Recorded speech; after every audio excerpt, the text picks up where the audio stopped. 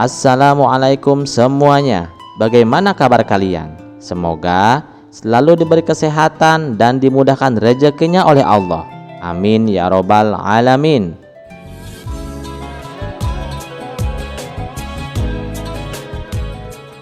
Di suatu pagi, Abu Nawas sedang duduk santai di bawah pohon besar di pasar desa, menikmati suasana ramai dan hiruk-pikuk orang berjualan. Namun suasana mendadak berubah ketika terdengar teriakan histeris dari ujung pasar. "Lari, angsa itu datang lagi!" teriak seorang pedagang sayur sambil berlari pontang-panting, diikuti beberapa orang lain yang kabur menyelamatkan diri. Abu Nawas penasaran dan melihat seekor angsa besar berlari dengan kecepatan luar biasa, mengejar siapa saja yang lewat. Setiap kali angsa itu mendekat, orang-orang panik dan melompat ke samping. Bahkan seekor kucing pun ikut melarikan diri. Seorang pedagang mendekati Abu Nawas dengan terengah-engah. "Abu Nawas, tolonglah. Angsa ini benar-benar membuat pasar kacau. Tiap hari dia mengejar orang tanpa alasan jelas. Kami tidak tahu harus berbuat apa." Abu Nawas tersenyum penuh percaya diri. "Jangan khawatir, aku akan mengurus angsa itu. Tetapi aku membutuhkan beberapa benda." Para pedagang antusias dan segera mengumpulkan barang-barang yang diminta oleh Abu Nawas. Seutas tali panjang, sebuah keranjang besar, dan sekeranjang jagung. Abu Nawas membawa barang-barang itu ke tengah pasar dan berdiri di depan angsa yang sedang mengibas-ngibas sayapnya dengan galak. Dengan tenang, Abu Nawas melemparkan beberapa butir jagung ke tanah. Angsa yang ternyata sangat rakus langsung berhenti mengejar orang dan mendekati jagung. "Bagus," gumam Abu Nawas. Saat angsa asik mematuk jagung, Abu Nawas meletakkan lebih banyak jagung dalam pola melingkar yang semakin lama semakin kecil. Angsa tanpa sadar terus mengikuti pola itu hingga akhirnya berada di dalam lingkaran kecil. Dengan cekatan Abu Nawas menjatuhkan keranjang besar di atas angsa itu. Semua orang di pasar bersorak gembira melihat angsa yang akhirnya tertangkap. Tiba-tiba terdengar suara dari balik keranjang. "Abu Nawas, apa-apaan ini? Aku cuma bercanda." Semua orang terkejut. Ternyata angsa itu milik seorang bangsawan yang sedang menyamar untuk menguji keberanian warga desa. Bangsawan itu melepas penyamarannya, tertawa keras, dan memuji kecerdikan Abu Nawas. "Abu Nawas, kau tidak hanya menangkap angsa, tetapi juga menyelamatkan pasar dari kekacauan. Aku kagum padamu." Abu Nawas membungkuk sopan, lalu berkata dengan senyum lebar, "Yang mulia, jika ingin bercanda, lain kali pilihlah cara yang tidak membuat warga ketakutan." Pasar kembali tenang dan Abu Nawas seperti biasa pulang dengan membawa cerita baru yang membuat semua orang tertawa terbahak-bahak. Kisah selanjutnya. Suatu hari di pasar Baghdad, Abu Nawas melihat seorang tukang ramal dikelilingi banyak orang. Dengan percaya diri, tukang ramal itu berkata, "Aku bisa membaca masa depan siapa saja. Serahkan 1 dirham dan aku akan memberitahu nasibmu." Abu Nawas yang terkenal cerdik tidak melewatkan kesempatan ini. Ia mendekati tukang ramal dengan senyum khasnya dan berkata, "Wahai peramal, aku ingin tahu tentang masa depanku. Apakah aku akan menjadi kaya raya?" Tukang ramal itu menutup matanya dan berkata dengan penuh keyakinan, "Aku melihat keberuntungan besar menghampirimu. kau akan mendapatkan harta yang melimpah dalam waktu yang dekat. Abu Nawas mengangguk kecil dan bertanya, "Wahai peramal hebat, jika kau tahu masa depan, tentu kau tahu masa lalu. Katakan, apa yang aku lakukan kemarin?" Tukang ramal terdiam sejenak, lalu menjawab, "Kemarin kau pasti sedang menghadiri acara penting." Abu Nawas tertawa keras dan berkata, "Kemarin aku tidur sepanjang hari di rumah." Abu Nawas melanjutkan, "Sepertinya kau hanya mengarang cerita, Tuan." Kerumunan mulai tergelak, tapi tukang ramal itu tidak menyerah begitu saja.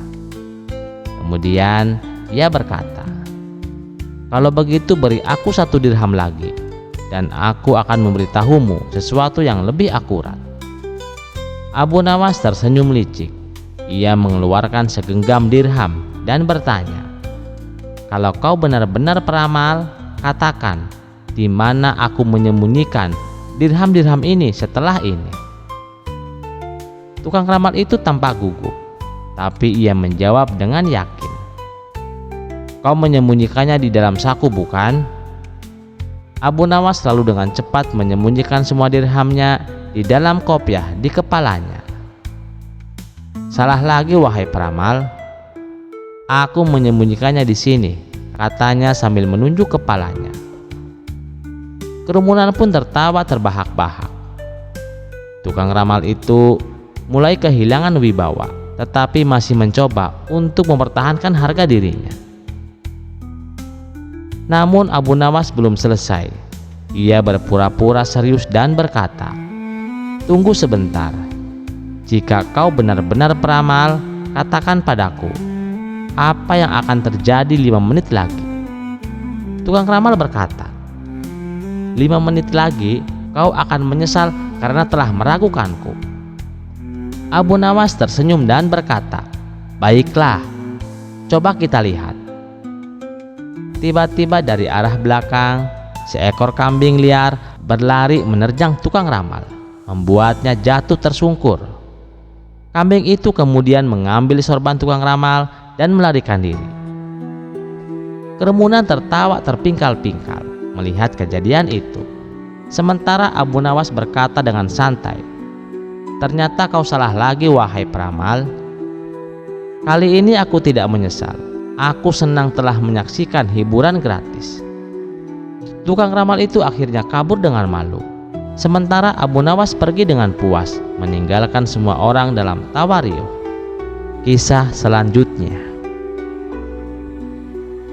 Suatu hari, Abu Nawas sedang berjalan-jalan di pasar. Ia menikmati suasana hiruk-pikuk di sana, sampai langkahnya terhenti oleh seorang saudagar kaya yang terkenal serakah. Saudagar itu menghampiri Abu Nawas sambil tersenyum sinis. "Hai Abu Nawas," sapanya. "Aku dengar kau punya banyak akal untuk mendapatkan uang. Apakah kau punya trik baru untuk membuatku lebih kaya lagi?" tanyanya dengan nada meremehkan. Abu Nawas hanya tersenyum kecil. "Oh, tentu saja Tuan Saudagar," jawabnya. "Aku bahkan bisa menjual sebuah bangunan yang sangat besar, mewah, dan tak ternilai harganya kepada Anda. Bangunan ini akan membuat Anda dihormati semua orang." Mata saudagar itu langsung berbinar. "Bangunan seperti itu di mana letaknya? Cepat tunjukkan padaku, dan aku akan membelinya berapapun harganya." Abu Nawas mengangguk sambil tersenyum. "Ikut denganku sekarang juga ke pusat kota. Anda akan melihatnya sendiri." Tanpa pikir panjang, saudagar itu mengikuti Abu Nawas ke tengah kota. Sesampainya di sana, mereka berdiri di depan sebuah masjid besar yang megah. "Ini dia," kata Abu Nawas dengan penuh percaya diri. "Masjid ini adalah bangunan paling indah di kota. Setiap hari ratusan orang datang ke sini. Jika Anda memilikinya, semua orang akan menghormati Anda." Saudagar itu memandangi masjid dengan penuh kekaguman. Benar juga, gumamnya. Masjid ini besar, kokoh, dan selalu ramai. Kalau aku memilikinya, aku pasti akan menjadi orang yang paling disegani di kota ini. Abu Nawas tersenyum licik. Baiklah kalau begitu. Masjid ini kuberikan padamu seharga 100 keping emas. Tanpa pikir panjang, saudagar itu menyerahkan 100 keping emas kepada Abu Nawas. Setelah menerima uangnya, Abu Nawas segera pergi sambil menahan tawa. Keesokan harinya, saudagar itu kembali ke masjid dengan penuh kebanggaan. Ia berpikir untuk mulai menarik sewa dari orang-orang yang datang. Namun, ketika ia menyatakan kepemilikannya atas masjid, orang-orang di sana langsung marah. Apa maksudmu mengaku-ngaku masjid ini milikmu? Ini rumah ibadah, bukan milik pribadi, seru mereka. Saudagar itu kebingungan dan merasa dipermalukan. Ia segera berlari mencari Abu Nawas untuk meminta penjelasan. Saat menemukannya, saudagar itu langsung memarahi Abu Nawas. Kau menipuku, Abu Nawas. Kau menjual masjid yang bukan milikmu. Namun, Abu Nawas tetap tenang. Tuan saudagar, aku tidak pernah menipu Anda. Bukankah sudah kukatakan bahwa ini bangunan yang tak ternilai harganya dan dihormati oleh semua orang? Anda sendiri yang salah memahami. Lagi pula, masjid adalah rumah ibadah, bukan untuk diperjualbelikan. Saudagar itu terdiam, sadar bahwa keserakahan telah mempermalukannya di depan orang-orang. Sementara itu, para penduduk yang mendengarkan kisah ini tertawa terbahak-bahak, mengagumi kecerdasan Abu Nawas. Dan dari kejadian ini, saudagar itu pun akhirnya belajar satu hal penting. Keserakahan hanya akan membawa kerugian. Kisah selanjutnya. Pada suatu hari, raja mendengar kabar tentang seorang ulama di negeri seberang yang melakukan tapa rendang. Ulama itu duduk merendam dirinya di sungai selama berhari-hari demi mendapatkan pencerahan. Mendengar hal itu, raja sangat terkesan dan ingin membuktikan apakah ada di kerajaannya yang bisa melakukan hal yang serupa. Tentu saja, orang yang langsung terlintas di pikiran raja adalah Abu Nawas. Ia pun memanggil Abu Nawas ke istana. Abu Nawas, kata raja dengan nada serius, aku mendengar ulama di negeri seberang bertapa dengan cara merendam diri di sungai. Aku ingin kau melakukan hal yang sama. Buktikan bahwa kau juga bisa mencapai pencerahan seperti dia. Mendengar perintah raja, Abu Nawas berpikir keras. Perintah ini tidak biasa, bahkan bisa dibilang berat. Tapi seperti biasa, akalnya yang cerdik sudah mulai bekerja. Dengan wajah tenang, ia menjawab, baik tuanku, hamba akan melaksanakan perintah ini dengan sepenuh hati. Besok pagi, hamba akan bertapa di sungai. Keesokan paginya, Abu Nawas berangkat ke sungai dengan ditemani beberapa pengawal raja. Mereka bertugas memastikan Abu Nawas benar-benar menjalankan tapa rendang. Namun, Abu Nawas yang cerdik sudah punya rencana. Sesampainya di tepi sungai, Abu Nawas menyiapkan tikar, secangkir teh hangat, dan beberapa cemilan. Pengawal yang melihat itu langsung kebingungan. Abu Nawas, apa yang kau lakukan? Bukankah kau harus masuk ke dalam air untuk bertapa? Tanya salah satu pengawal. Dengan senyum tenang, Abu Nawas menjawab, tenang saja, aku tahu apa yang kulakukan. Ia lalu menggulung celananya hingga lutut, berjalan ke tepi sungai, dan duduk santai di atas batu besar yang ada di sana. Kakinya hanya sedikit menyentuh air, sementara ia menyeruput teh hangat dan menikmati cemilannya. Melihat itu, para pengawal semakin bingung. Abu Nawas, ini bukan tapa rendam. Kau harus masuk ke dalam air, bukan duduk santai seperti ini. Namun, Abu Nawas tetap tenang. Dengan nada bijak, ia berkata, "Kalian tidak memahami esensinya. Yang penting adalah hatiku yang tenggelam dalam kedalaman makna sungai ini, bukan tubuhku. Jika hatiku sudah terhubung dengan air, itu berarti seluruh jiwa dan ragaku sudah berendam." Para pengawal terdiam. Mereka tidak tahu harus membantah bagaimana. Logika Abu Nawas memang sulit dipatahkan. Setelah beberapa jam, Abu Nawas kembali ke istana untuk melapor kepada raja. "Tuanku," kata Abu Nawas dengan wajah penuh kebijaksanaan, "hamba sudah melaksanakan tapa rendam seperti yang Tuan perintahkan." Raja penasaran. "Bagaimana perasaanmu setelah bertapa, Abu Nawas? Apakah kau mendapatkan pencerahan?" Dengan penuh percaya diri, Abu Nawas menjawab, "Tentu tuanku, hamba menyadari sesuatu yang luar biasa. Pencerahan sejati tidak memerlukan seluruh tubuh tenggelam di air. Cukup dengan merendam kaki, minum teh hangat, dan merenung, hati hamba sudah menyatu dengan alam." Awalnya raja hendak marah karena merasa Abu Nawas tidak sungguh-sungguh. Namun, mendengar jawaban itu, raja justru tertawa terbahak-bahak. "Abu Nawas, kau memang selalu punya cara unik untuk keluar dari situasi sulit. Baiklah, aku puas dengan tapa rendammu," ujar raja sambil tersenyum. Abu Nawas pun tersenyum lebar, bangga karena sekali lagi ia berhasil menjalankan perintah raja dengan kecerdikannya. Kisah tapa rendam yang unik ini membuat seluruh istana tertawa dan mengagumi kecerdikan Abu Nawas. Kisah selanjutnya. Pada suatu hari, Abu Nawas sedang berjalan melewati sebuah hutan untuk mencari kayu bakar. Ia menikmati pemandangan dan suara burung-burung yang berkicau. Namun, tanpa ia sadari, kakinya terperosok dalam sebuah lubang besar yang tampak seperti gua. Abu Nawas mencoba memanjat keluar, tetapi lubang itu terlalu licin dan dalam.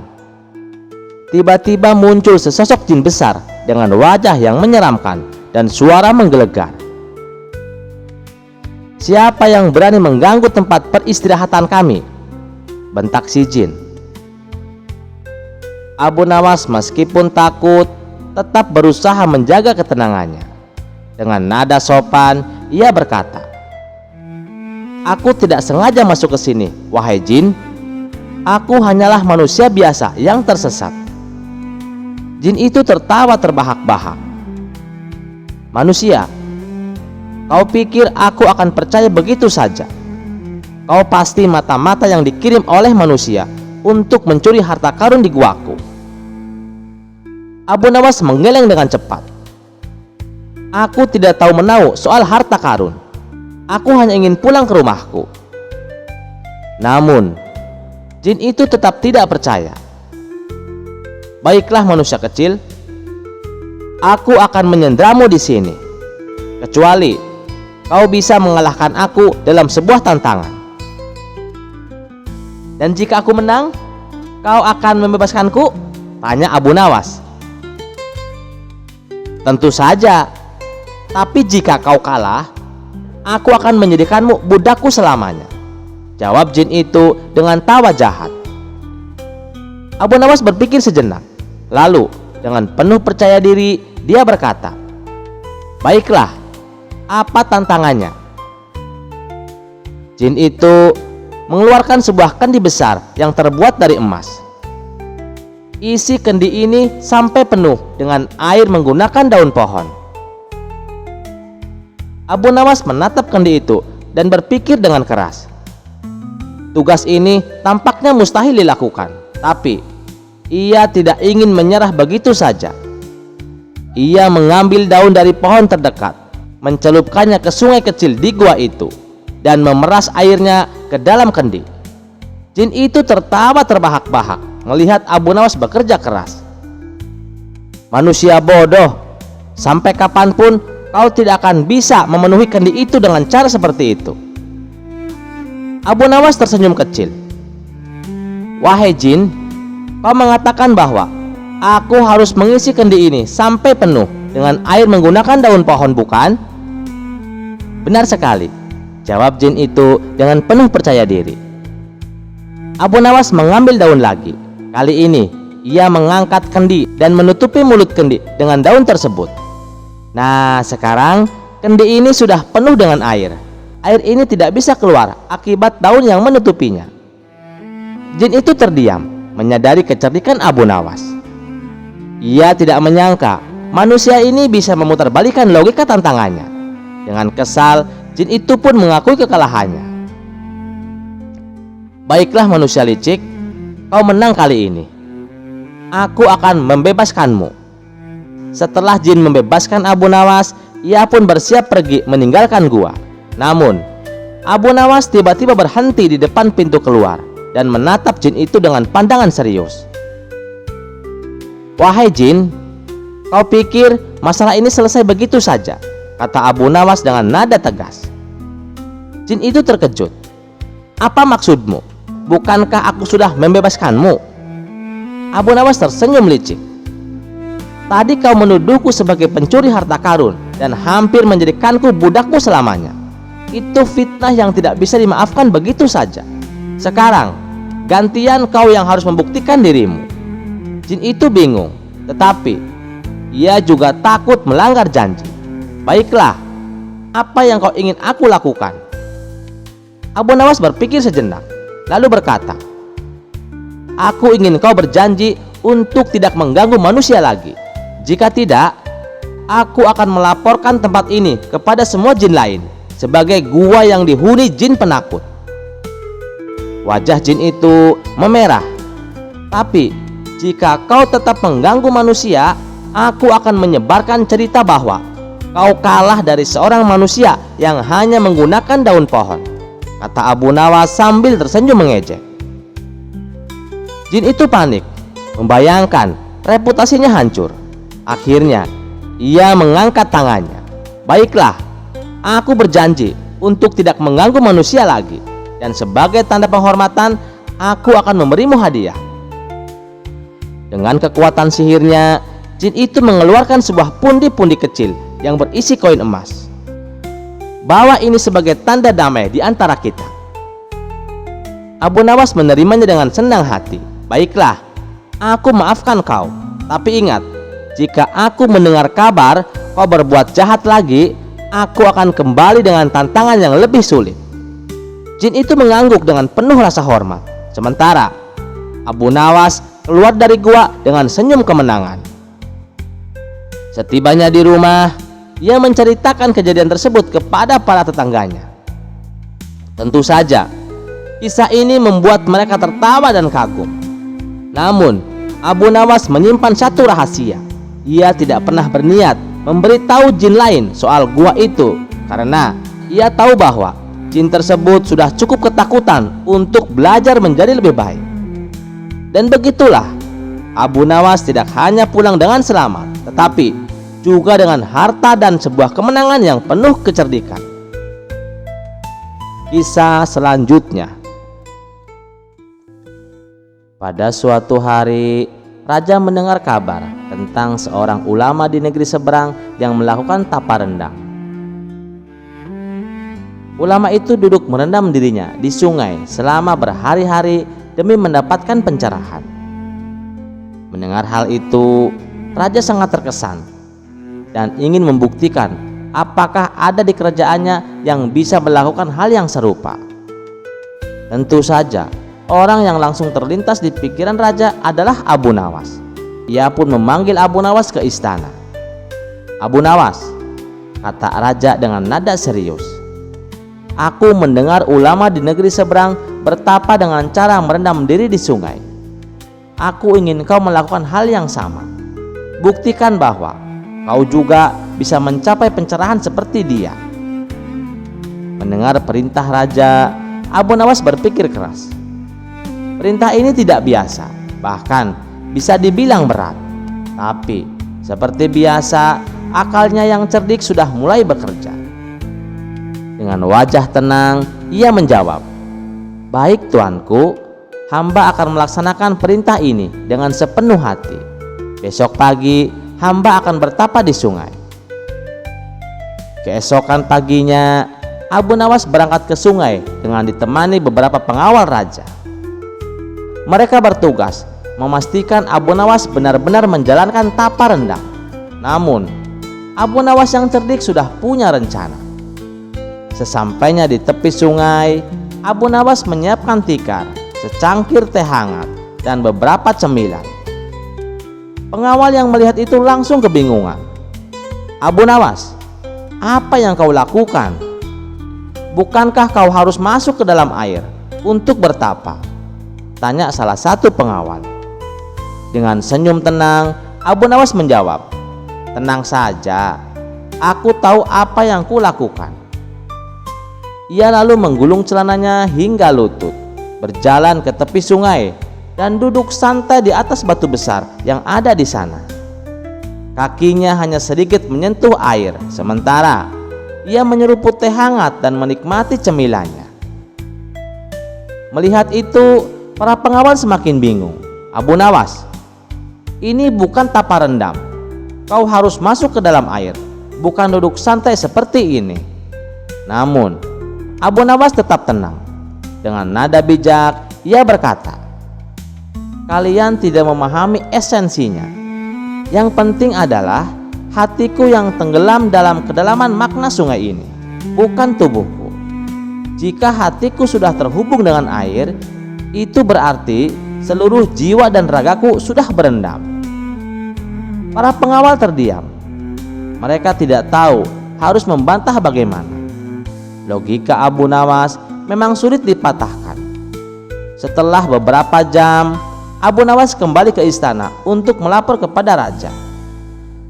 "Tuanku," kata Abu Nawas dengan wajah penuh kebijaksanaan, "hamba sudah melaksanakan tapa rendam seperti yang Tuan perintahkan." Raja penasaran. "Bagaimana perasaanmu setelah bertapa, Abu Nawas? Apakah kau mendapatkan pencerahan?" Dengan penuh percaya diri, Abu Nawas menjawab, "Tentu tuanku, hamba menyadari sesuatu yang luar biasa. Pencerahan sejati tidak memerlukan seluruh tubuh tenggelam di air. Cukup dengan merendam kaki, minum teh hangat, dan merenung, hati hamba sudah menyatu dengan alam." Awalnya raja hendak marah karena merasa Abu Nawas tidak sungguh-sungguh. Namun, mendengar jawaban itu, raja justru tertawa terbahak-bahak. "Abu Nawas, kau memang selalu punya cara unik untuk keluar dari situasi sulit. Baiklah, aku puas dengan tapa rendammu," ujar raja sambil tersenyum. Abu Nawas pun tersenyum lebar, bangga karena sekali lagi ia berhasil menjalankan perintah raja dengan kecerdikannya. Kisah tapa rendam yang unik ini membuat seluruh istana tertawa dan mengagumi kecerdikan Abu Nawas. Kisah selanjutnya.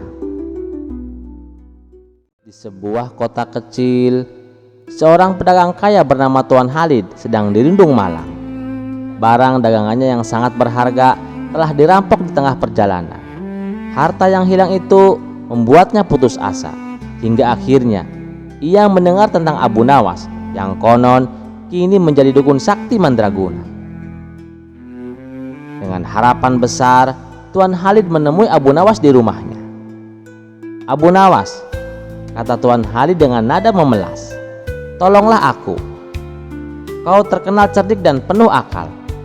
Barang daganganku dirampok dan aku tidak tahu harus berbuat apa." Abu Nawas yang sedang duduk santai di bawah pohon tersenyum mendengar cerita itu. Di kepalanya, ide-ide nakal sudah mulai muncul. "Tuan Halid," kata Abu Nawas sambil mengusap janggutnya, "kau datang ke orang yang tepat. Kebetulan aku sedang melatih ilmu perdukunanku. Aku bisa menemukan barang-barangmu asalkan kau bersedia mengikuti syarat dan ritualku." Tuan Halid yang sudah putus asa langsung setuju. "Apapun akan kulakukan Abu Nawas, asalkan barang-barangku kembali." Abu Nawas pun memulai aksinya.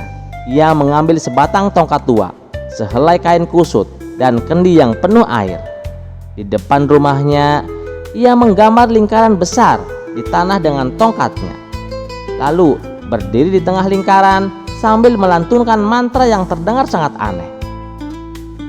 Air kendi, air petir, tunjukkan jejak sang pencuri.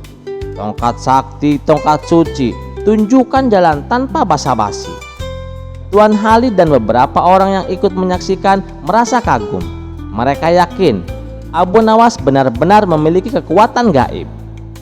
Setelah beberapa saat, Abu Nawas menghentikan mantra, mengarahkan tongkatnya ke arah bukit di kejauhan, dan berkata dengan penuh keyakinan, "Barang-barangmu ada di balik bukit itu. Pergilah ke sana bersama beberapa orang kepercayaanmu. Jangan lupa membawa tongkat sakti ini sebagai penunjuk jalan." Tuan Khalid langsung bergegas ke bukit bersama beberapa orang.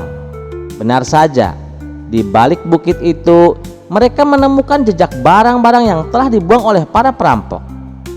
Para pencuri rupanya ketakutan setelah mendengar kabar bahwa raja telah mengirim pasukan untuk menangkap mereka. Ketika Tuan Khalid kembali dengan barang-barangnya, ia sangat gembira dan penuh rasa syukur. "Abu Nawas, kau benar-benar dukun sakti. Bagaimana kau bisa tahu bahwa barang-barangku ada di sana?" tanya Tuan Khalid dengan mata berbinar-binar. Abu Nawas tersenyum tipis sambil berkata, "Tuan Khalid, ilmu ini bukan sembarang ilmu, tapi ingat, kekuatan sejati ada pada akal yang digunakan dengan bijaksana." Tentu saja Abu Nawas sebenarnya sudah mendengar dari para pedagang lain bahwa para perampok sering bersembunyi di bukit itu. Namun, ia sengaja membuat ritual sakti untuk menambah kesan magic dan mempermainkan keadaan. Cerita tentang Abu Nawas yang berhasil menemukan barang dagangan Tuan Khalid menyebar ke seluruh kota. Semua orang memuji Abu Nawas sebagai dukun sakti mandraguna. Bahkan raja pun mendengar kabar itu dan tersenyum geli karena ia tahu betul bahwa Abu Nawas adalah orang yang lebih cerdik daripada sakti. Namun Abu Nawas hanya menikmati reputasi barunya sambil tertawa dalam hati. Terkadang gumamnya, kesaktian itu hanya soal cara memanfaatkan akal sehat. Dan begitulah Abu Nawas sekali lagi menunjukkan kecerdikannya, membuat orang-orang takjub dan tetap menjadi legenda yang tak terlupakan. Kisah selanjutnya. Pada suatu hari, Abu Nawas merenung di depan rumahnya. Ia merasa ada sesuatu yang kurang dalam dirinya. "Aku harus menjadi orang yang lebih bijaksana," pikirnya. Saat sedang mencari jawaban, Abu Nawas mendengar kabar tentang seorang guru besar yang sangat terkenal. Guru itu dikenal karena menguasai ilmu diam, sebuah ilmu yang katanya bisa membuat seseorang terlihat bijaksana hanya dengan diam. Abu Nawas langsung tertarik. "Ilmu seperti itu pasti cocok untukku. Kalau aku menguasainya, aku pasti akan dihormati banyak orang," katanya penuh semangat. Tanpa menunda, Abu Nawas memulai perjalanan panjang untuk menemui sang guru. Ia melewati lembah, bukit, dan jalan berdebu hingga akhirnya tiba di rumah guru besar itu. "Guru, aku ingin belajar ilmu diam," seru Abu Nawas dengan penuh semangat. Sang guru, seorang pria tua yang tampak bijaksana, tersenyum lembut. "Tentu Abu Nawas, untuk belajar ilmu diam, kau harus melalui satu ujian sederhana. Kau harus diam selama 7 hari penuh tanpa bicara sepatah kata pun. Jika berhasil, kau akan menguasai ilmu ini." Abu Nawas mengangguk yakin. "Ah, ini mudah. Tinggal diam saja, aku pasti bisa," pikirnya. Abu Nawas memutuskan untuk berjalan-jalan ke pasar. Biasanya ia selalu cerewet dan suka bercanda dengan pedagang. Tapi kali ini Ia hanya berjalan diam tanpa sepatah kata. "Abu Nawas, kenapa kau diam saja? Apa kau sakit?" tanya seorang pedagang yang heran melihatnya. Abu Nawas hanya tersenyum kecil, berlalu begitu saja. Di dalam hati, ia mulai merasa bangga. Ini lebih mudah dari yang kupikirkan," gumamnya dalam hati. Pada hari kedua, tetangganya meminta tolong untuk memindahkan barang berat. Biasanya, Abu Nawas selalu siap membantu, tapi kali ini berbeda. Ia hanya melambaikan tangan, tanda tidak bisa membantu, tanpa mengucapkan sepatah kata pun. Tetangganya merasa heran dan sedikit kecewa. Apa yang terjadi dengan Abu Nawas? Kenapa dia tiba-tiba jadi pendiam? Pada hari ketiga, Abu Nawas diundang makan malam di rumah temannya. Sang teman menyajikan hidangan yang luar biasa lezat. "Bagaimana rasanya, Abu Nawas?" tanya temannya dengan penuh harap. Namun, Abu Nawas hanya tersenyum dan tetap diam. Temannya bingung. Apa masakanku tidak enak sampai dia tidak mau berkomentar, pikirnya. Pada hari keempat, seorang anak kecil mengetuk pintu rumah Abu Nawas. "Paman, di mana arah ke rumah sakit?" tanya anak itu. Karena harus menjaga diamnya, Abu Nawas hanya menunjukkan ke sebuah arah tanpa berkata apa-apa. Sayangnya, arah yang ditunjuknya salah. Anak kecil itu malah berakhir di kandang kambing. Hari-hari berikutnya semakin berat. Abu Nawas mulai merindukan tawa, bercanda, dan berbicara dengan orang-orang. Tapi ia tetap teguh menyelesaikan tantangan ini meski dalam hati mulai goyah. Diam itu melelahkan juga ya, pikirnya. Pada hari ketujuh, akhirnya Abu Nawas kembali ke rumah sang guru dengan penuh harapan. "Guru, aku telah diam selama 7 hari penuh. Apakah aku sudah menguasai ilmu diam?" tanya Abu Nawas. Sang guru tersenyum bijak. "Abu Nawas, kau telah melakukan ujian ini dengan baik. Tapi ingat, diam saja tidak cukup untuk membuat seseorang bijaksana. Ada kalanya kita perlu berbicara untuk membantu orang lain, memberikan semangat, atau sekedar membuat hidup lebih ceria. Bijaksana itu bukan soal diam, tapi soal tahu kapan harus bicara dan kapan harus diam." Abu Nawas tertegun. Ia tersenyum lebar sambil mengangguk. "Guru, kau benar sekali. Aku baru sadar bahwa ilmu diam itu ternyata lebih sulit dari yang kukira. Terima kasih atas pelajaran berharganya. Mulai sekarang, aku akan lebih bijak dalam memilih kapan harus diam dan kapan harus berbicara." Sejak hari itu, Abu Nawas kembali menjadi dirinya yang ceria dan suka berbicara. Tapi kali ini ia berbicara dengan penuh kebijaksanaan, membuatnya semakin dihormati oleh banyak orang. Kisah selanjutnya. Suatu hari, Abu Nawas merasa otaknya buntu. Ia yang biasanya penuh ide cerdik, kini seperti kehilangan akal. Aku butuh udara segar nih, pikirnya. Maka ia pun memutuskan untuk berjalan-jalan di kota mencari inspirasi. Di tengah perjalanan, Abu Nawas melihat seorang pria yang dikenal di desa sebagai orang gila sedang tertawa terbahak-bahak di tepi jalan. Orang itu terlihat begitu bahagia, padahal ia sendirian. Mungkin dia punya cara pandang berbeda. Siapa tahu aku bisa belajar sesuatu darinya, gumam Abu Nawas sambil mendekatinya. Dengan senyum ramah, Abu Nawas berkata, "Wahai Tuan, bolehkah aku berguru padamu?" Orang gila itu menatap Abu Nawas dengan mata berbinar, lalu tertawa lebar. "Apa? Kau ingin berguru padaku? Baiklah, jika kau cukup berani." Abu Nawas tersenyum. "Tentu Tuan, tolong ajari aku." Orang gila itu mengangguk penuh semangat. "Baik, pelajaran pertama. Buang sandalmu ke sungai, lalu berjalanlah ke pasar tanpa alas kaki." Abu Nawas terdiam sejenak. Perintah itu aneh, tapi ia memutuskan untuk mengikuti. Ia melepaskan sandalnya, melemparkannya ke sungai, lalu berjalan ke pasar tanpa alas kaki. Sepanjang jalan, orang-orang memandangnya dengan heran.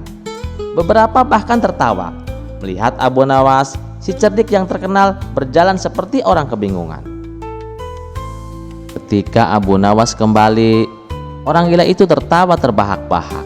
"Abu Nawas, bagaimana rasanya menjadi bahan tertawaan orang?"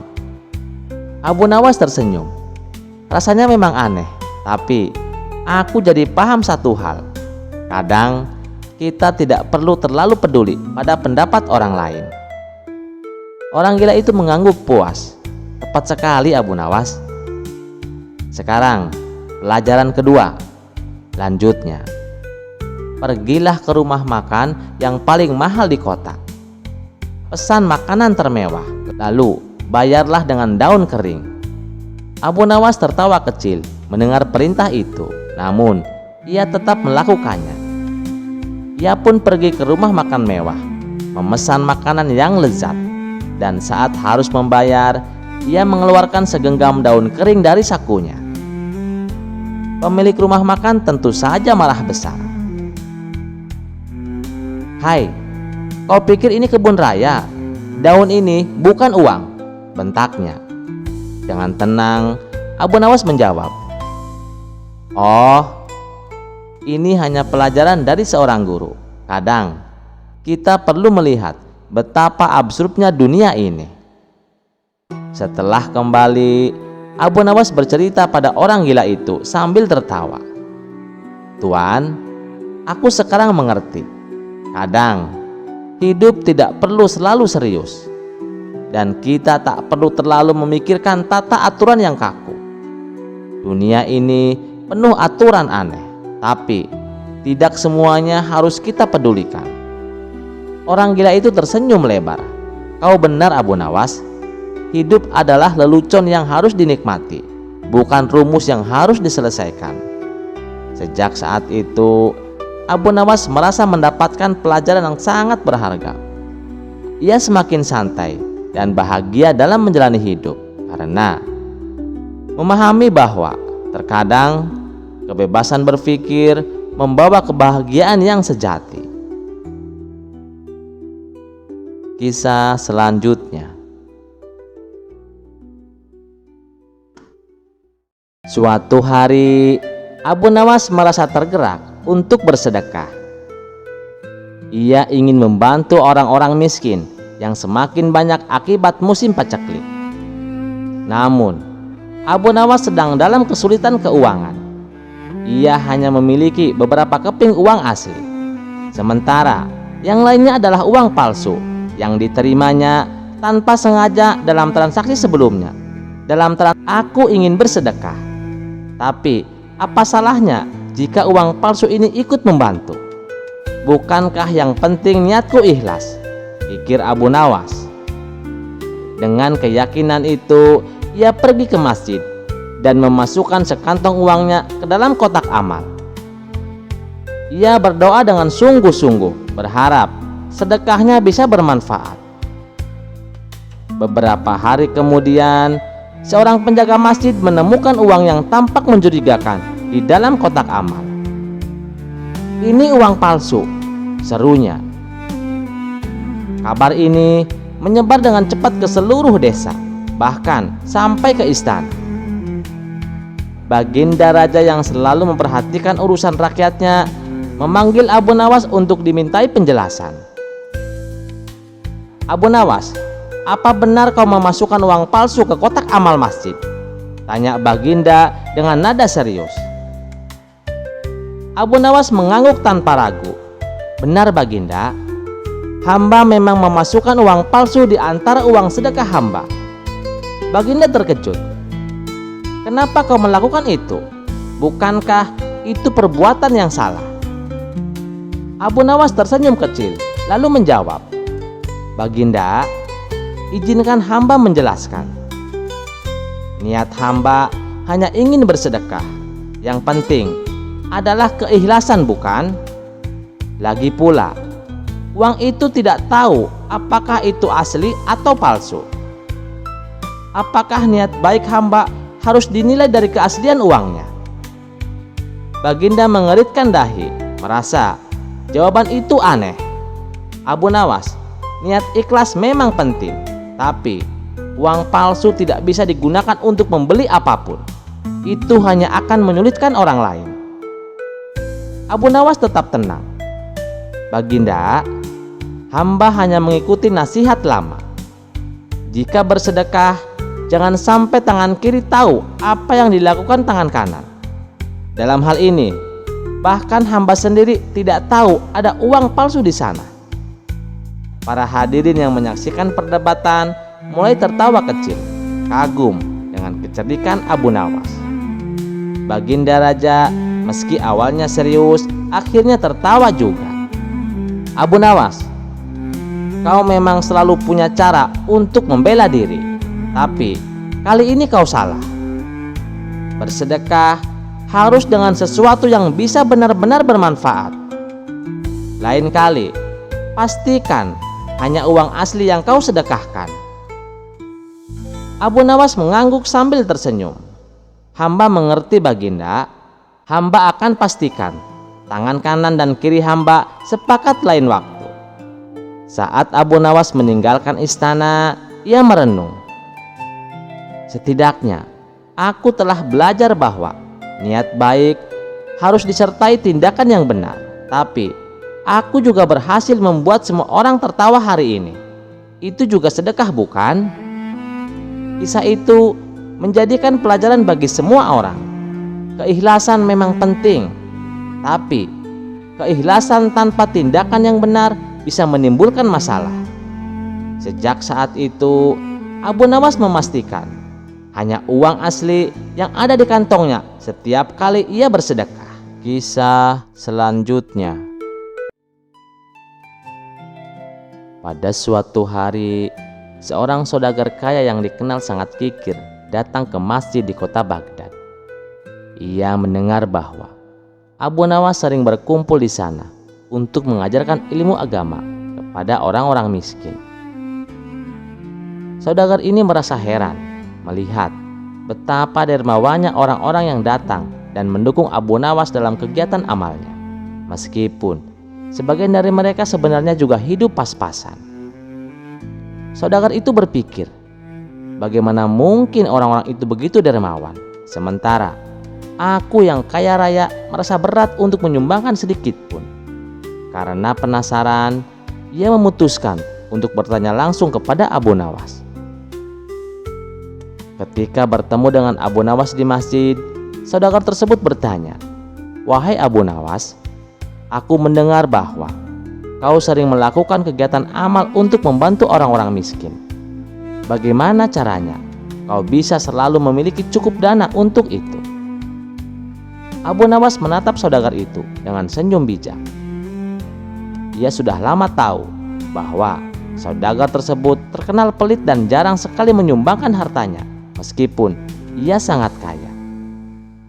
Dengan tenang, Abu Nawas menjawab, "Aku hanya mengandalkan kemurahan hati dari mereka yang ingin mendapatkan pahala Tuhan. Mereka memberi bukan karena berlebihan harta, tetapi karena iman mereka." Saudagar kikir itu tersenyum sinis dan berkata, "Tapi bagaimana jika aku yang kaya tidak tertarik pada hal-hal seperti pahala? Apakah kau masih bisa membuatku mau menyumbang?" Abu Nawas berpikir sejenak, lalu tersenyum dan menjawab, "Jika demikian, bolehkah aku membuat sebuah permintaan kecil kepadamu, wahai saudagar?" Saudagar itu merasa dirinya akan terlihat sombong jika menolak di hadapan banyak orang. Sehingga ia pun mengangguk dan berkata, "Tentu saja Abu Nawas, apa yang kau inginkan?" Abu Nawas tersenyum penuh makna dan berkata, "Aku ingin meminjam 1 dirham darimu." Saudagar kikir itu merasa heran, namun ia mengeluarkan 1 keping dirham dan memberikannya kepada Abu Nawas. "Hanya itu?" tanyanya sambil tersenyum meremehkan. Abu Nawas mengangguk dan berkata, "Terima kasih wahai tuan, 1 dirham ini akan sangat berguna." Setelah itu, ia pun berpamitan dan membawa dirham tersebut ke rumahnya. Namun, keesokan harinya, Abu Nawas kembali datang, menemui saudagar itu dan berkata, "Wahai tuan, bolehkah aku meminjam 1 dirham lagi darimu?" Saudagar itu tampak heran, tetapi ia merasa bahwa 1 dirham tidak ada artinya baginya. Dengan sedikit malas, ia pun memberikan 1 dirham lagi kepada Abu Nawas. Tetapi kejadian ini terus berulang setiap hari. Setiap hari Abu Nawas datang dan meminta 1 dirham dari sang saudagar. Lama-kelamaan saudagar itu mulai kesal dan akhirnya bertanya, "Abu Nawas, berapa lama kau akan terus meminjam dariku? Mengapa kau tidak langsung meminta dalam jumlah besar?" Abu Nawas menjawab, "Tuan, aku hanya meminjam sesuai kebutuhan. Jika kau merasa keberatan, kau boleh memberikannya sebagai sedekah. Dan aku tidak akan lagi meminjam 1 dirham darimu setiap hari." Saudagar itu terdiam, merasa bingung. Jika ia memberikan uang itu sebagai sedekah, ia akan terbebas dari kewajiban memberi 1 dirham setiap hari. Namun, sedekah bukanlah sesuatu yang ia sukai. Setelah berpikir panjang, akhirnya saudagar itu berkata, "Baiklah Abu Nawas, aku akan menyedekahkan 50 dirham sekaligus padamu, agar kau tidak datang meminta setiap hari." Abu Nawas menerima sedekah itu dengan penuh syukur. Ia menggunakan uang tersebut untuk membantu orang-orang miskin di sekitarnya. Berkat tipu muslihat kecil ini, Abu Nawas tidak hanya berhasil mendapatkan dana untuk amal, tetapi juga mendorong si saudagar untuk bersedekah, meskipun awalnya tidak mau. Ketika berita tentang amal saudagar itu tersebar, masyarakat memujinya dan mengatakan bahwa ia telah mendapatkan pahala besar karena telah bersedekah. Saudagar itu merasa bangga, walaupun sebenarnya ia bersedekah karena akal-akalan Abu Nawas. Abu Nawas berkata kepada beberapa orang di masjid, "Kadang untuk menolong orang yang enggan bersedekah, kita perlu membuat mereka tersadar bahwa sedekah itu bukan soal jumlah, tetapi tentang keikhlasan. Jika kita bisa menolong tanpa menyakiti perasaan mereka, maka mereka juga akan mendapatkan pahala yang sama." Kisah ini pun tersebar di seluruh kota Baghdad, dan orang-orang semakin kagum dengan kecerdikan Abu Nawas yang mampu mengubah hati orang yang paling kikir sekalipun. Pada akhirnya, Abu Nawas berhasil menjalankan misi kebaikannya dengan cara yang bijaksana, dan si saudagar memperoleh pahala karena akhirnya bersedekah meski melalui cara yang tidak biasa. Kisah selanjutnya. Hari itu, Baginda Raja tiba-tiba ingin menyamar menjadi rakyat biasa. Beliau ingin menyaksikan kehidupan di luar istana tanpa sepengetahuan siapapun agar lebih leluasa bergerak. Baginda Raja mulai keluar istana dengan pakaian yang amat sederhana, layaknya seperti rakyat jelata. Di sebuah perkampungan, beliau melihat beberapa orang berkumpul. Ia mendekat dan melihat seorang ulama sedang berbicara tentang kehidupan setelah mati, khususnya alam barzah. Orang-orang tampak mendengarkan dengan khusyuk. Tiba-tiba, seorang pria yang penasaran mengangkat tangannya dan bertanya kepada sang ulama, "Wahai Tuan, kami pernah mendengar bahwa orang-orang kafir disiksa setelah mereka meninggal. Tetapi beberapa kali kami mengintip kuburan mereka. Kami tidak melihat apa-apa. kami tidak mendengar teriakan, tidak ada suara kesakitan. Jadi, bagaimana bisa kita percaya pada sesuatu yang tak terlihat oleh mata?" Ulama itu tersenyum bijak, lalu berkata, "Pertanyaanmu menarik, nak. Begini, coba ingatlah, pernahkah kamu melihat seseorang yang sedang tertidur lelap?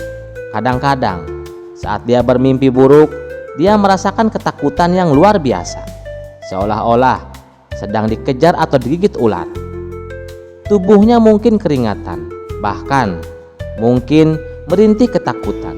Sementara kamu yang duduk di sampingnya tidak melihat atau merasakan apapun." Sang ulama melanjutkan, "Itulah yang terjadi di alam barzah.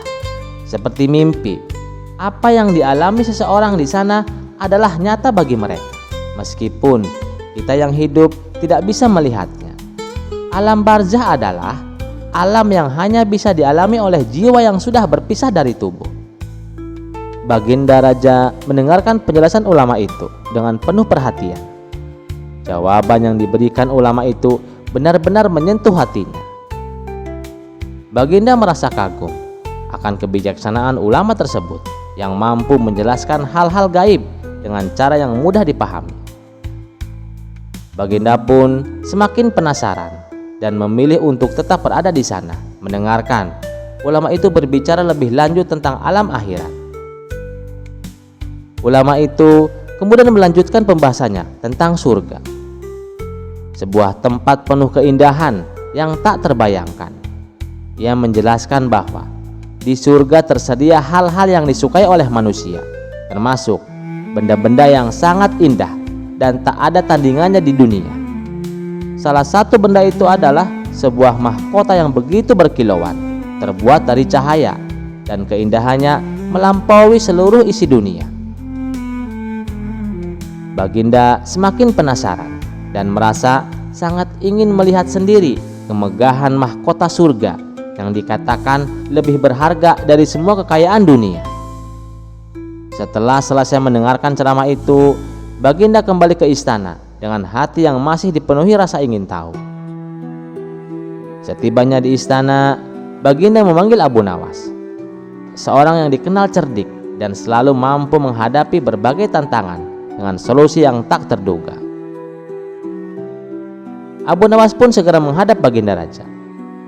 Sesampai di istana, Baginda Raja berkata, "Abu Nawas, aku ingin engkau pergi ke surga dan membawakan aku sebuah mahkota yang terbuat dari cahaya. Katanya, mahkota itu begitu indah hingga tak ada yang mampu menandinginya di dunia ini." Abu Nawas tersenyum mendengarkan permintaan Baginda yang tak lazim itu. Dengan hormat, ia menjawab, "Ampun Paduka, hamba sanggup melaksanakan perintah Baginda. Tetapi ada satu syarat yang harus Baginda penuhi terlebih dahulu." Baginda Raja terkejut sekaligus penasaran, lalu bertanya, "Syarat apa yang engkau maksud Abu Nawas?" "Syaratnya," kata Abu Nawas, "Baginda harus menyediakan pintu menuju surga, karena setiap alam memiliki pintunya sendiri. Pintu dunia adalah kelahiran, pintu alam barzah adalah kematian, dan pintu alam akhirat adalah kiamat. Jadi, untuk mencapai surga dan mengambil mahkota itu, dunia harus kiamat terlebih dahulu." Baginda Raja pun terdiam, merenungi jawaban Abu Nawas. Permintaannya yang tampak sederhana ternyata tidak mungkin dipenuhi tanpa hal yang mustahil terjadi. Dalam keheningan itu, Baginda menyadari keinginannya memang tidak masuk akal. Baginda Raja pun tertawa kecil menyadari kecerdikan Abu Nawas, lalu berkata, "Baiklah Abu Nawas, kau memang selalu punya cara untuk menjawab setiap perintahku." Abu Nawas tersenyum dan berkata, "Ampun Paduka, hamba hanya berusaha memenuhi perintah Baginda sebaik-baiknya." Setelah itu, Abu Nawas mohon diri meninggalkan Baginda Raja yang masih terkesan oleh jawabannya yang cerdik dan bijaksana. Kisah selanjutnya, pada suatu hari Baginda Raja memerintahkan para prajurit agar Abu Nawas ditangkap dan dipenjarakan. Dalam benaknya, raja berpikir bahwa dengan berada di dalam penjara, Abu Nawas tidak akan bisa lagi bermain-main dengan kelicikannya. Baginda raja berkata, "Prajurit, segera tangkap Abu Nawas dan penjarakan dia." Abu Nawas menerima kabar bahwa ia akan dijebloskan ke penjara. Ia tertawa dalam hati. Karena meskipun ini adalah hukuman tanpa alasan, ia merasa ini adalah kesempatan untuk membuktikan bahwa kecerdikannya tidak bisa dibendung oleh tembok penjara. Dengan senyum kecil, ia berkata dalam hati, "Ah, penjara, silakan saja kalau raja mampu untuk memenjarakanku." Setibanya di penjara, Abu Nawas dengan tenang masuk ke dalam selnya, sementara para penjaga mengawasinya dengan waspada. Mereka tahu bahwa Abu Nawas bukanlah tahanan biasa. Kepala penjaga penjara pun berkata, "Hai para penjaga, awasi Abu Nawas, jangan sampai dia lolos. Dia terkenal cerdik, jadi awasi setiap sudut penjara, jangan sampai dia lengah." Abu Nawas yang mendengar kata-kata kepala penjaga itu tersenyum penuh arti.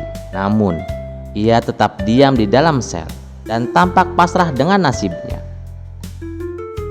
Beberapa hari berlalu, Abu Nawas tetap berada di dalam penjara, tampak tenang, seolah-olah tidak ada masalah. Namun, di dalam pikirannya, ia sedang merencanakan cara untuk keluar dari penjara tanpa melanggar aturan. Tiba-tiba, ia mendapatkan ide cemerlang. Pada suatu malam, saat para penjaga sedang lengah, Abu Nawas mulai berteriak-teriak dari dalam selnya. "Tolong, tolong, ada yang bisa menolongku? Aku harus segera bertemu dengan Baginda Raja." Teriakan Abu Nawas menarik perhatian para penjaga. Mereka mendekat ke selnya dan bertanya, "Ada apa Abu Nawas? Apa yang terjadi?" Abu Nawas berpura-pura panik dan berbisik dengan nada serius, "Aku punya informasi yang sangat penting untuk disampaikan kepada Baginda Raja. Ini menyangkut keselamatan kerajaan. Aku mohon kalian membawaku ke hadapan Baginda Raja sekarang juga." Para penjaga itu awalnya ragu, tetapi desakan Abu Nawas membuat mereka berpikir bahwa mungkin ia benar-benar mengetahui sesuatu yang sangat penting. Akhirnya, mereka memutuskan untuk membawa Abu Nawas ke hadapan Baginda Raja dengan pengawalan yang ketat. Di ruang singgasana, Baginda Raja melihat Abu Nawas yang tampak serius, tidak seperti biasanya. Dengan penuh rasa ingin tahu, Raja bertanya, "Apa yang ingin kau sampaikan, Abu Nawas? Apa yang begitu penting hingga kau memohon untuk bertemu denganku di tengah malam?" Abu Nawas membungkuk hormat, dan dengan suara penuh keyakinan, ia berkata, "Paduka yang mulia, ada sebuah ancaman besar terhadap kerajaan ini. Musuh dari negeri seberang berencana menyerang kita dalam waktu dekat."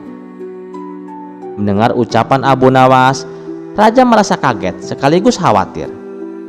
"Dari mana kau tahu tentang ancaman itu, Abu Nawas?" Abu Nawas dengan wajah meyakinkan menjawab, "Hamba mendengar kabar ini dari seorang tawanan yang juga berada di dalam penjara ini, Paduka." Ia mengatakan bahwa pasukan mereka sedang bersiap-siap untuk menyerang. Hamba merasa perlu segera menyampaikan ini agar Paduka bisa mengambil langkah cepat.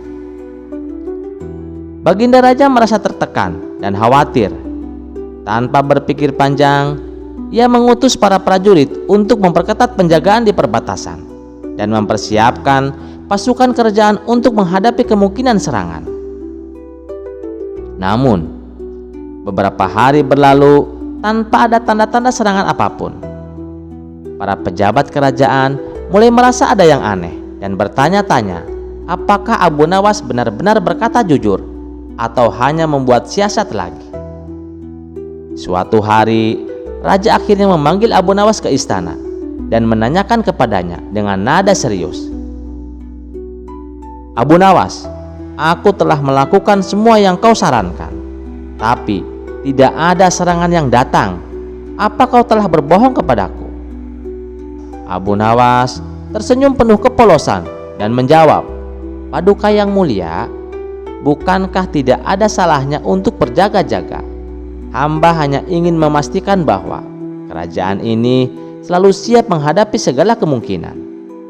Meskipun awalnya raja merasa sedikit kesal, ia menyadari bahwa apa yang dikatakan Abu Nawas ada benarnya. Keamanan kerajaan memang harus selalu diutamakan. Sementara itu, para prajurit yang telah disiagakan membuat wilayah kerajaan menjadi lebih aman. Dan berita tentang kesiagaan pasukan kerajaan membuat negeri-negeri tetangga berpikir dua kali untuk mencoba mengganggu. Akhirnya, setelah merasa puas dengan hasil tindakan Abu Nawas, Baginda Raja berkata, "Abu Nawas, meskipun caramu tidak biasa, kau telah membantu kerajaan ini menjadi lebih aman. Oleh karena itu, aku mengampuni hukumanmu dan bahkan akan memberikan hadiah sebagai tanda terima kasih." Abu Nawas pun membungkuk hormat dengan rasa syukur yang dalam. Dalam hati, ia tersenyum lebar karena berhasil mengubah hukuman penjara menjadi kesempatan untuk memperoleh kepercayaan raja dan juga hadiah yang tak disangka-sangka. Kisah selanjutnya. Suatu hari, Baginda Raja terlihat termenung sendiri di taman kerajaan. Dikabarkan, ia sedang dilanda masalah yang membuatnya tidak bisa tidur. Namun, masalah yang dihadapinya hanya Baginda Raja sendiri yang tahu. Ia sengaja merahasiakannya dari orang-orang sekitar, baik kepada penasihat istana maupun Abu Nawas selaku sahabat tempatnya berkeluh kesah. Ingin rasanya Baginda Raja melupakan masalah yang menimpanya. Kalaupun bisa lari menghindar, tentulah ia akan melakukannya. Tapi kenyataannya, permasalahan yang dihadapinya terasa seperti mengikutinya kemanapun Baginda Raja pergi. Sejak saat itu, Baginda Raja sering terlihat melamun seorang diri. Kemudian, penasihat istana mendekati Baginda Raja. "Maaf Paduka yang mulia, hamba perhatikan belakangan ini Paduka terlihat murung. Hamba khawatir Paduka nanti akan jatuh sakit. Apakah ada sesuatu yang Paduka pikirkan?" tanya penasihat istana. "Tidak ada apa-apa, aku baik-baik saja. Kamu urusi saja pekerjaanmu," jawab Baginda Raja dengan memalingkan wajahnya. Penasihat istana pun hanya terdiam. Ia merasakan gelagat bahwa Baginda Raja sedang dilanda masalah yang besar. Dikarenakan Baginda Raja tidak mau berterus terang, penasihat istana tidak berani membujuknya untuk menceritakan masalah yang dihadapinya. Makin hari sikap Baginda semakin tertutup. Bahkan kini enggan menerima tamu. Hal ini membuat para pejabat istana menjadi sangat khawatir. Apa yang harus kita lakukan? Makin hari Baginda terlihat mengkhawatirkan. Ini sangat buruk untuk kondisinya. Jangan sampai Baginda Raja nanti jatuh sakit, kata salah satu seorang menteri. "Iya betul, aku juga cemas melihat sikap Baginda Raja belakangan ini.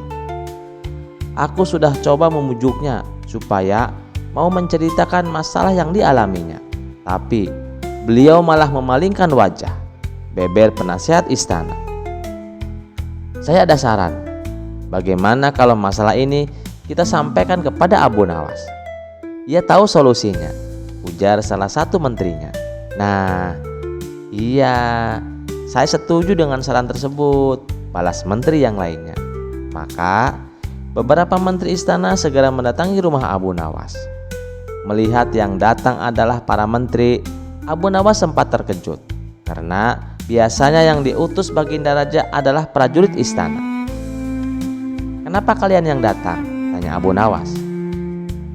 "Kami kesini bukan diutus Baginda Raja, tapi atas kemauan sendiri," jawab para menteri istana. Kemudian para menteri ini memberitahu Abu Nawas tentang keadaan yang menimpa Baginda Raja. "Kami semua sudah berusaha memberi perhatian, tapi Baginda Raja selalu menutup diri," kata salah satu menterinya. Oh begitu, aku akan coba menghiburnya. Mari kita ke istana sekarang, ajak Abu Nawas. Singkat cerita, Abu Nawas menghadap Baginda Raja. Ia lalu bercerita kisah-kisah jenaka di hadapan Baginda Raja, berharap bisa terhibur dan tertawa. Tapi ternyata tidak ada reaksi apapun. Baginda Raja hanya terdiam, malah meninggalkan Abu Nawas lalu masuk ke kamarnya. Selepas Baginda Raja pergi, para menteri segera menghampiri Abu Nawas. "Bagaimana ini Abu Nawas? Kamu lihat sendiri kan?" ucap mereka. "Sepertinya Baginda Raja sedang mengalami masalah berat. Biarkan aku pulang dulu. Aku akan memikirkan cara untuk mengatasi masalah ini," ucap Abu Nawas. Setibanya di rumah, Abu Nawas terus memikirkan cara terbaik untuk memecahkan masalah tersebut. Setelah berpikir cukup lama, akhirnya Abu Nawas menemukan ide cemerlang. Esok harinya, Abu Nawas pergi ke pasar. Di hadapan orang-orang, Abu Nawas berteriak, "Wahai kalian, apakah di antara kalian ada yang bisa memasukkan unta ke lubang jarum?" Mendengar pertanyaan Abu Nawas, semua orang yang ada di sana heran. Salah satu dari mereka lalu menjawab, "Mana mungkin bisa, itu perkara yang mustahil." Dengan lantang, Abu Nawas juga membalas, "Tidak ada perkara yang mustahil, jangankan aku, anak kecil pun bisa," jawab Abu Nawas. "Kalau kamu memang bisa, tunjukkanlah kepada kami," pinta mereka. "Maaf kawan-kawan, sayangnya aku hanya bisa membuktikannya bila di hadapan Baginda Raja," jawab Abu Nawas. Begitulah seterusnya. Setiap ada keramaian orang ataupun perkumpulan, Abu Nawas selalu mengatakan hal yang sama. Akhirnya kabar tentang Abu Nawas bisa memasukkan unta ke dalam lubang jarum sampai juga hingga telinga Baginda Raja. Awalnya Baginda Raja tidak terlalu memperdulikannya, tapi lama-kelamaan timbul juga rasa penasaran pada dirinya. Maka diperintahkan beberapa pengawal istana memanggil Abu Nawas. "Maaf Tuan Abu, Anda diperintah Paduka untuk datang ke istana," ucap seorang prajurit. "Benarkah?" tanya Abu Nawas memastikan. "Benar Tuan Abu Nawas," jawab sang prajurit. "Rencanaku akhirnya berhasil," pikir Abu Nawas. "Oh ya, bagaimana kondisi Baginda Raja?" tanya Abu Nawas lagi. "Ya begitulah Tuan Abu Nawas, Baginda Raja masih sering mengurung diri dan masih sering tampak termenung," jawab salah satu prajurit. "Baiklah, aku akan ke sana sekarang," balas Abu Nawas. Tidak lama kemudian, Abu Nawas sampai ke istana menghadap Baginda Raja. "Wahai Abu Nawas, aku dengar kamu bisa memasukkan seekor unta ke lubang jarum. Kamu bersedia membuktikannya di hadapanku? Benarkah itu?" tanya Baginda Raja. "Itu benar Paduka yang mulia," jawab Abu Nawas. "Bagaimana mungkin? Aku rasa itu perkara yang mustahil," balas Baginda Raja. "Ampun Paduka, di dunia ini tidak ada yang mustahil," ujar Abu Nawas. "Baiklah, sekarang coba kau buktikan," perintah Baginda Raja. "Caranya mudah Paduka. Kita tinggal membuat jarum yang lubangnya lebih besar daripada seekor unta. Dengan begitu, kita bisa memasukkannya dengan mudah. Bahkan anak kecil pun bisa," jawab Abu Nawas. "Kalau caranya seperti itu, semua orang bisa melakukannya Abu Nawas. Berarti kau telah menipu semua orang, termasuk aku," ucap Baginda Raja. "Hamba tidak pernah menipu siapapun Paduka, dan hamba juga tidak pernah menipu Paduka. Hamba tidak pernah mengatakan bahwa jarum yang hamba maksud adalah jarum yang kecil," balas Abu Nawas. "Iya, itu benar. Tapi apa maksud dari pernyataan itu?" tanya Baginda Raja. "Hamba hanya ingin mengatakan Paduka, ada hikmah dari pernyataan ini," jawab Abu Nawas. "Hikmah? Hikmah dari mana Abu Nawas?" tanya Baginda Raja. "Bukankah tadinya Baginda Raja tidak percaya kalau hamba bisa memasukkan unta ke dalam jarum? Tapi setelah hamba jelaskan, Baginda Raja baru mempercayai. Begitu juga dengan permasalahan yang sedang kita hadapi Paduka." sebesar apapun masalah, sebesar apapun bebannya, tapi kalau hati kita lebih besar, hati kita akan lebih luas saat menghadapinya. Maka semua masalah akan terasa lebih ringan. Itulah gambaran seekor unta bila dimasukkan ke dalam lubang jarum. Sepintas saat kita menghadapinya, pasti itu mustahil dilakukan. Tapi bila hati kita luas dan besar, maka pikiran kita juga akan mengikuti. Dan akhirnya masalah yang kita anggap mustahil di atas menjadi mudah dan ringan untuk dijalani. Bagaimana kita akan bisa menang bila kita mengatasi masalah dengan hati yang sempit? Tutur Abu Nawas. Seketika Baginda Raja terdiam. Ia terus merenungi ucapan Abu Nawas. Suasana pun mendadak menjadi hening. Tidak berapa lama Baginda Raja pun berkata, "Terima kasih Abu Nawas, kau telah menyadarkanku. Selama ini aku memang dilanda masalah dan hatiku sempit untuk menghadapinya, sehingga pikiranku juga ikut menjadi buntu," ujar Baginda Raja. Sejak kejadian itu, kini Baginda Raja mulai terlihat ceria. Ia tak lagi terlihat murung seperti hari-hari sebelumnya. Sekian dulu perjumpaan kita kali ini. Sampai jumpa di kisah selanjutnya. Terima kasih yang sudah setia menonton channel ini. Wassalamualaikum warahmatullahi wabarakatuh.